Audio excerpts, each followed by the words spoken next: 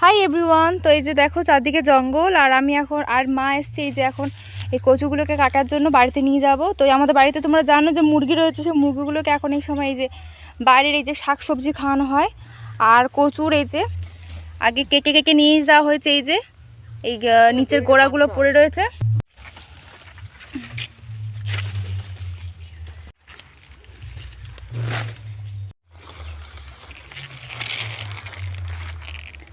কচুগুলোকে কেটে কেটে এখন এই যে এখানে রাখা হচ্ছে। দাঁড়াও তোমাদেরকে একটা জিনিস দেখায়। তো এই যে হলো কচু গাছ, আর এর নিচে রয়েছে কচু, এই যে এর নিচে